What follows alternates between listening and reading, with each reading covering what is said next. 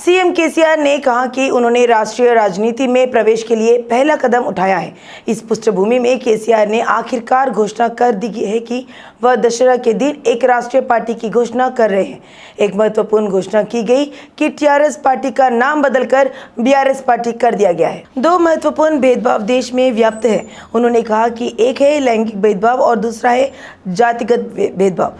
लैंगिक भेदभाव के कारण देश की आधी आबादी वाली महिलाएं विकास में शामिल नहीं हो रही है। इसी संदर्भ में कहा जाता है कि देश की 20% दलित आबादी जातिगत भेदभाव के कारण देश के विकास में शामिल नहीं हो पा रही है। केसीआर ने कहा कि नारी शक्ति और दलित शक्ति दोनों के कमजोर होने से विकास नहीं हो रहा है। दलित बंधु दलित लोगों के कल्याण के लिए विशेष रूप से लागू कार्यक्रम है। समाज में दूसरों के लिए उपलब्ध सभी प्रकार की कल्याणकारी विकास योजनाएं भी दलितों के लिए उपलब्ध है। तेलंगाना भवन में टीआरएस की बैठक में सर्वसम्मति से टीआरएस का नाम बदलकर बीआरएस करने के लिए प्रस्ताव पारित किया गया। इस बैठक में 2083 प्रतिनिधियों ने भाग लिया और इस प्रस्ताव पर हस्ताक्षर कर दिए। विनोद कुमार के नेतृत्व में एक दल इस प्रस्ताव की प्रति लेकर दिल्ली के लिए रवाना हो चुका है। इस ग्रुप में पूर्व एमएलसी श्रीनिवास रेड्डी भी शामिल हैं। आज सुबह 11 बजे बीआरएस प्रतिनिधिमंडल चुनाव आयोग के अधिकारी के साथ संकल्प की प्रति पेश करेगा। हरियाणा के राज्यपाल बंडारू दत्तात्रेय और बंडारू विजयलक्ष्मी ने विजयदशमी के बाद मनाए जाने वाले अलाई बलाई कार्यक्रम में राजनीतिक और फिल्मी हस्तियों को आमंत्रित किया है। फाउंडेशन की चेयरपर्सन विजयलक्ष्मी ने कहा कि अलाई बलाई का आयोजन हैदराबाद की नामपल्ली प्रदर्शनी मैदान में किया जाएगा। इस संदर्भ में विजयलक्ष्मी ने कहा कि मेगास्टार चिरंजीवी को कार्यक्रम में मुख्य अतिथि के रूप में आमंत्रित किया गया। इस मौके पर चिरंजीवी के आवास पर बंडारू दत्तात्रेय और विजयलक्ष्मी की विशेष मुलाकात हुई। दत्तात्रेय ने कहा कि वे चिरंजीवी को अलाई बलाई कार्यक्रम में सम्मानित करना चाहते हैं। अलाई बलाई समिति की चेयरपर्सन विजयलक्ष्मी ने कहा कि इस कार्यक्रम में चिरंजीवी के साथ कई राज्यों के राज्यपाल, केंद्रीय मंत्री, सभी दलों के प्रमुख नेता, गणमान्य व्यक्ति और उच्च अधिकारी शामिल होंगे। आयोजकों ने कहा कि केंद्रीय मंत्री निर्मला सीतारमण, भूपेंद्र यादव, जी किशन रेड्डी, भगवंत खुबा, हरियाणा और पंजाब के मुख्यमंत्री मनोहर लाल खट्टर, भगवंत मान सिंह, तेलंगाना के उप मुख्यमंत्री महमूद अली, मंत्री श्रीनिवास यादव, प्रदेश बीजेपी अध्यक्ष बंडी संजय कुमार, कांग्रेस अध्यक्ष रेवंत रेड्डी व अन्य हस्तियां भी मौजूद रहेंगी। कर्नाटक के पूर्व सीएम कुमारस्वामी ने नेशनल पार्टी बीआरएस की सफलता की कामना की है। कुमारस्वामी ने सीएम केसीआर की अध्यक्षता में हैदराबाद के पार्टी कार्यकारिणी की बैठक में भाग लिया। उन्होंने कहा कि वह कर्नाटक में बीआरएस के साथ मिलकर चुनाव लड़ेंगे। इस कार्यक्रम में उन्होंने कहा कि उनके विधायक केसीआर के साथ पूरे देश का दौरा करेंगे। He wanted to expand Telangana Rashtriya Samiti today to Bharat Rashtriya Samiti for his success, to build the country, not for any personal achievement, only to build the country regarding what is his vision in his mind throughout his career. He is a challenge leader. A legend, I think, in this political challenge is a legend. He has done several successful programs in this government. I am watching regularly how he is working here, the development of this Telangana region. He succeeded ultimately. For that reason, we came here with all our MLAs.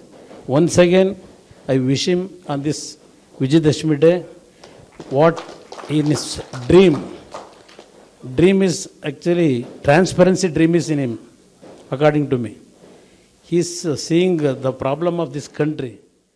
Karnataka के पूर्व CM के बेटे निखिल गौड़ ने कहा कि केसीआर दूरदर्शित नेता है। हैदराबाद आए निखिल ने किया ये कमेंट किया। निखिल गौड़ा ने कहा कि केसीआर तेलंगाना को मुख्यमंत्री के रूप में प्रगति के पथ पर ले जा रहा है और ऋतु बंधु जैसे अद्भुत योजनाओं को अमल लाने पर खुशी व्यक्त की। निखिल गौड़ा ने कहा कि जेडीएस बीआरएस के साथ काम करेगा। उन्होंने स्पष्ट किया कि वह आगामी कर्नाटक चुनाव में सत्तारूढ़ होने के उद्देश्य से आगे बढ़ेंगे। Because we represent ourselves as a farmers party, especially Sri Devagowda ji and Kumaraswamy ji and JDS our party. We represent as a farmers party back in Karnataka. So we are very proud today that we are a part of this, and all our MLAs and Sri Kumaraswamy ji and we all are a part of this, and we have extended the support to KCR Garu. Definitely we are aligned with them because we need visionary leaders. He is a visionary. He has the visionary leadership which whole Telangana has seen. the whole country should see in the future. That's our only intention. ఇప్పుడు చూసిన కేసీఆర్ గారిది programmes ఏమున్నాయో complete mass programmes ఉన్నాయి. ఇప్పటివరకు తెలంగాణ వాళ్ళ governance ఏముందో from past 10 years and the struggle for him to reach to that level is amazing. सार्वजनिक चिकित्सा के उद्देश्य से आगे बढ़ रहे माधापुर में मंत्री हरीश राव ने श्रावणी अस्पताल का उद्घाटन किया. मुफ्त प्राथमिक चिकित्सा किट और छूट के साथ आयुष्मान भव कार्ड का शुभारंभ मंत्री हरीश राव ने किया. अस्पताल के प्रबंधन निर्देशक नवीन ने कहा कि लाखों लोगों को आयुष्मान कार्ड दिए जा रहे हैं. प्रबंध निर्देशक नवीन ने बताया कि माधापुर में श्रावणी अस्पताल 75 बेड के साथ अत्याधुनिक सुविधाएं उपलब्ध करा रहा है. उसके बाद चिकित्सा मंत्री हरीश राव ने पूरे अस्पताल का निरीक्षण किया.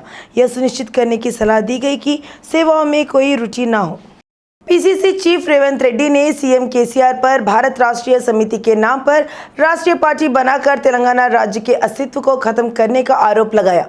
रेवंत रेड्डी ने निशाना साधते हुए कहा कि केसीआर का व्यवहार विनाशकाले विपरीत बुद्धि की तरह है. उन्होंने आलोचना की कि बीआरएस पार्टी केवल पारिवारिक राजनीति को बढ़ावा देने और राजनीतिक लालच हेतु बनाई गई है. रेवंत रेड्डी ने कड़ी आलोचना की कि तेलंगाना शब्द यहाँ के लोगों को जीवन का हिस्सा है और केसीआर वह व्यक्ति है जो उस शब्द को मिटाना चाहते हैं. बीजेपी विधायक ईटल राजेंद्र ने सीएम केसीआर द्वारा नवगठित बीआरएस पार्टी पर कड़ी प्रतिक्रिया व्यक्त की है.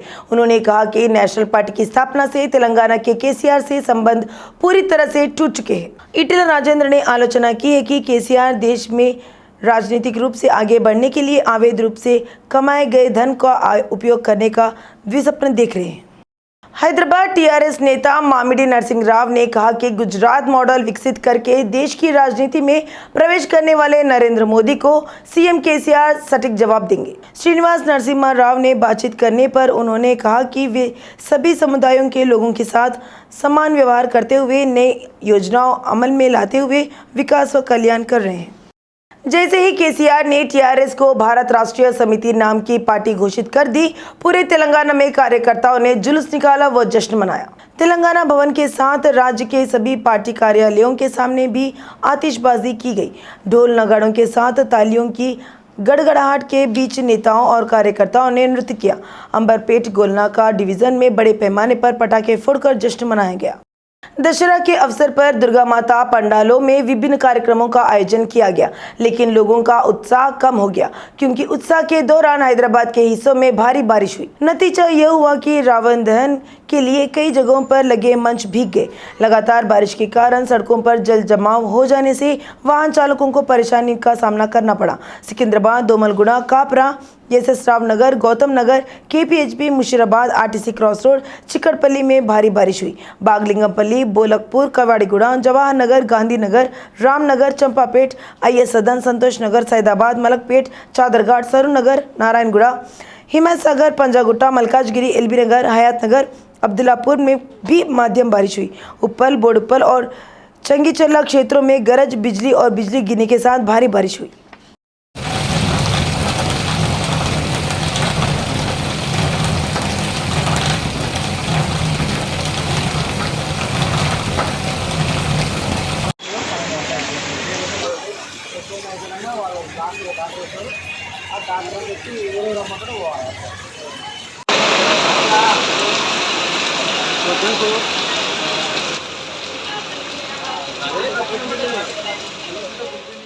हैदराबाद में दशहरा समारोह का आयोजन किया गया.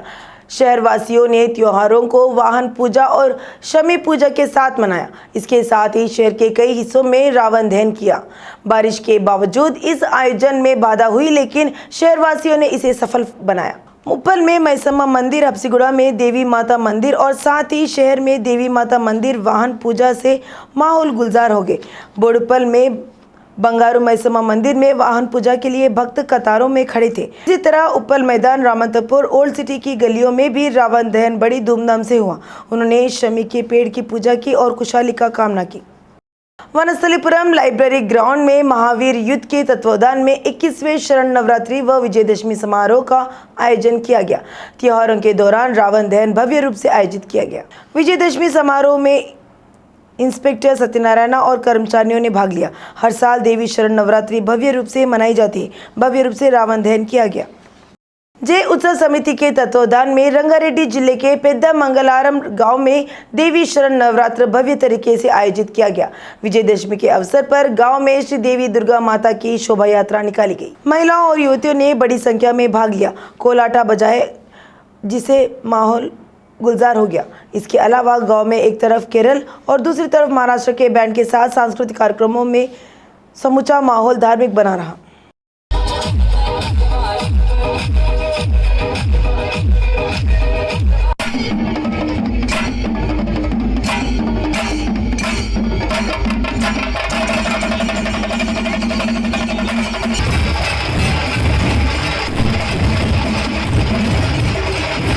हैदराबाद में बंगाली विजयदशमी समारोह भव्य रूप से मनाया गया। बंगाली समिति ने देवी दुर्गा की प्रार्थना भव्य रूप से की। एनटीआर स्टेडियम में आयोजित उत्सव 5 दिनों तक मनाया गया। इस कार्यक्रम में बड़ी संख्या में श्रद्धालुओं ने भाग लिया। विजयदशमी के अवसर पर मां दुर्गा की विशेष पूजा की गई। उसके बाद बंगाली विवाहित लोगों ने सिंदूर उत्सव का आयोजन किया। दुर्गा देवी के साथ सरस्वती और गणेश की मूर्तियों को तालाब में विसर्जित कर दिया।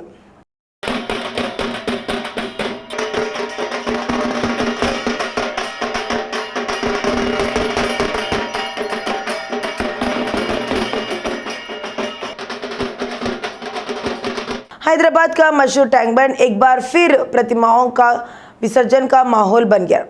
9 दिनों तक पूजा जाने वाले श्री देवी दुर्गा माता प्रतिमाओं का विसर्जन किया गया। भारी बारिश के दौरान मां दुर्गा की प्रतिमाओं का विसर्जन हुआ।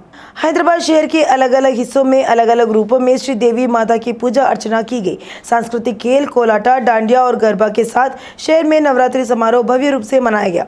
वह श्री देवी माता की प्रतिमाओं का विसर्जन किया गया। डीजे की ताल पर नृत्य किया गया। शहर के शमशाबाद अंतर्राष्ट्रीय हवाई अड्डे पर सीमा शुल्क अधिकारियों ने भारी मात्रा में सोना जब्त किया है। 2 यात्रियों के पास से लाखों का सोना जब्त किया। बैंकॉक से आए एक भारतीय यात्री से 865.6 ग्राम व एक अन्य यात्री के पास से 435 ग्राम सोना जब्त किया गया। सीमा शुल्क अधिकारियों ने पाया कि सोने को एक पेस्ट के रूप में बनाया गया था और अंडरवियर में छिपाकर अवैध रूप से लाया गया था। सीमा शुल्क अधिकारियों ने बताया कि 68.44 प्रति किलोग्राम मूल्य का 36 किलोग्राम सोना जब्त किया गया है। एक अन्य मामले में 6.90 लाख मूल्य की 69,000 विदेशी सिगरेट जब्त कर जांच की जा रही है। हैदराबाद शहर के अंबरपेट में ज्यादती हुई। अतिरिक्त दहेज के लिए ससुराल वालों व पति ने पत्नी को प्रताड़ित किया और उससे जान से मारने की कोशिश की। ममता की शादी 2 साल पहले अली केव स्क्वायर के अंबेडकर नगर के मल्लिकार्जुन यादव से हुई थी। ऑनलाइन दुनिया में कोई भी जानकारी मिल जाती है। यूट्यूब वीडियो देखने के बाद एक गैंग ने नकली नोट बनाना शुरू कर दिया। रंगारेड्डी जिले में नकली नोट गिरोह का भांडाफोड़ किया गया। माइलर देवापल्ली पुलिस स्टेशन के राजेंद्र नगर में नकली नोट ले जा रहे गिरोह के 5 सदस्यों को पुलिस ने गिरफ्तार कर लिया। हैदराबाद के मौसम विभाग ने कहा है कि अगले 3 दिनों तक पूरे तेलंगाना में बारिश होगी। खुलासा हुआ है कि कई इलाकों में भारी बारिश होगी। मौसम विभाग ने चेतावनी दी है कि कुछ जगहों पर गरज और बिजली गिरने के साथ भारी से बहुत तेज बारिश होगी। बताया जा रहा है कि आंधी भी आएगी। यह पता चला है कि बंगाल की खाड़ी में बना निम्न दबाव इन बारिश का कारण है। इससे हैदराबाद समेत कई जिलों में बारिश हुई।